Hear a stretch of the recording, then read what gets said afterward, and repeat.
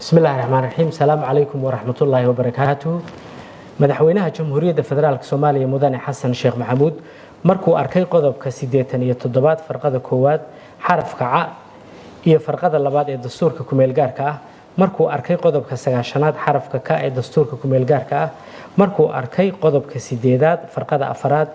ee xeerka lambar 6 ee soo baxay 12 Febraayo 1980 kuna saabsanaa in gobolka Banaadir iyo dawladda hoose ay hoos yimaadaan madaxtooyada jamhuuriyadda markuu arkay soo jeedinta wasaaradda arrimaha gudaha federaalka iyo dib u heshiisiinta xukuumadda federaalka Soomaaliya markuu ogaaday inay jirto baahi loo qabo in loo magacaabo gudoomiye cusub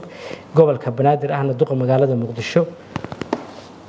madaxweynaha jamhuuriyadda federaalka Soomaaliya mudane Xasan Sheekh Maxamuud oo tixgelinaya soo jeedinta wasaaradda arrimaha gudaha federaalka iyo dib u heshiisiinta ayaa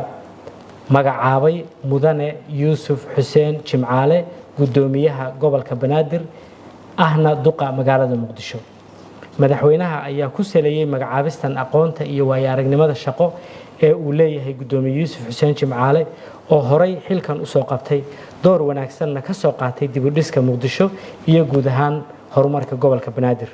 madaxweyne Xasan Sheekh Maxamuud ayaa kula dardaarmay gudoomiye Yuusuf Jimcaale inuu mudnaan siiyo qorshaha xasilinta iyo amniga caasimadda dib u heshiisiinta xoojinta wada shaqaynta laamaha ammaanka iyo bulshada gobolka Banaadir bilicda iyo baahinta adeegyada aasaasiga ah kuwaas oo dhamaantood hortabin u leh dawladda salna u ah aragtida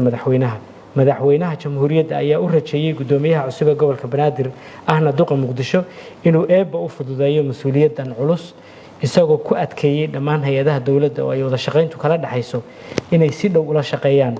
gudoonka cusub ee gobolka Banaadir xeerkan madaxweyne ee lagu magacaabay gudoomiyaha cusub ee gobolka Banaadir ahna duqa Muqdisho mudane Yuusuf Xuseen Jimcaale ayaa dhaqan galaya maanta oo ay taariikhdu tahay 7 Sebtembar 2022 aad baad u mahadsantihiin